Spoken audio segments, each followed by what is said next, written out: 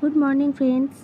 আজকে আমি কাঠের উনুনে রান্না করব মাংস কষা। এটা আমার লাইফে ফার্স্ট টাইম, আমি খুব এক্সাইটেড। আর এখানে আমি এখন আলুটা ভালো করে ভাজা করে নিচ্ছি, ভালো করে লাল লাল করে ভাজা করে নেব। তেলটা গরম করে নেওয়া হয়েছে। আর নর্মাল যেরকমভাবে সবাই রান্না করে সেরকমভাবেই, বাট আমি একটু এক্সাইটেড কারণ আমার প্রথমবার। যাই হোক, এখানে তেল গরম করে শুকনো লঙ্কা, তেজপাতা আর গোটা জিরে দিয়ে ফোড়ন দেওয়ার পর তারপরে কুচি করা পেঁয়াজ ঢেলে দিয়েছিলাম। এটা ভালো করে ঢেলে দেওয়ার লাল লাল হয়ে যাওয়ার পর ওখানে আদা রসুন বাটা, পেঁয়াজ বাটা আর লঙ্কা বাটা ছিল, আর টমেটো। এখানে ভালো করে লাল লাল করে কষিয়ে নেওয়ার পর যখন হয়ে যাবে তখন আমি মশলাগুলো দিয়ে দেবো। ধনে পাউডার, জিরে পাউডার, লাল মির্চ, কাশ্মীরি লঙ্কাগুলো একটু লাল লাল না হলে ঠিক ভালো লাগে না। আর তারপরে হলুদ আর স্বাদ মতো লবণ আর চিনি দেবো। এখানে জিরে পাউডারটা ঢালছি কারণ ওখানে আমার মেশানো হয়নি। তারপরে ওটার মিশ্রণের মধ্যে ম্যাগি মশলা ছিল, একটু টেস্টি হবে। আর স্বাদ মতো একটু চিনি দিয়ে দিলাম কালারটার জন্য।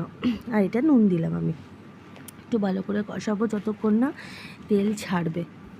ভালো করে একটু কষিয়ে নেবো, হালকা একটু গরম জল দেব যাতে একটু ভালো করে কষানো হয়, তাতে টেস্টটা একটু বেশি হয়। এখানে এখনও অবধি আমি জল ঢালিনি, একটু পরে ঢালবো। ভালো করে কষাচ্ছি, তারপরে একটু গরম জল ঢেলে দিলাম। গরম জলটা ঢাললে একটু টেস্টটা ভালো হয়, এটা সবাই জানে। তাও এরপর আমি মাংসগুলো দিয়ে দেবো।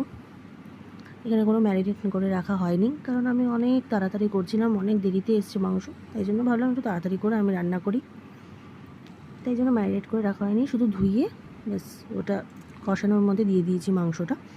তারপর একটু নাড়াচাড়া করছি ভালো করে। যখন জল ছেড়ে যাবে কষানোর পর তখন আমি একটু গরম জলটা দেব। এখন কষানো হচ্ছে, এরপর আলুটা দিয়ে নিলাম। আলুটা দিয়ে ভালো করে আরেকটু কষিয়ে নেওয়ার পর আমি গরম জলটা দিয়ে দেবো।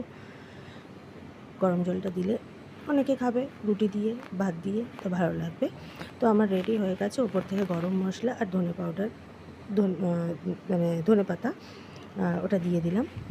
আর এখন আমি লাঞ্চে বসে গেলাম। Bye bye.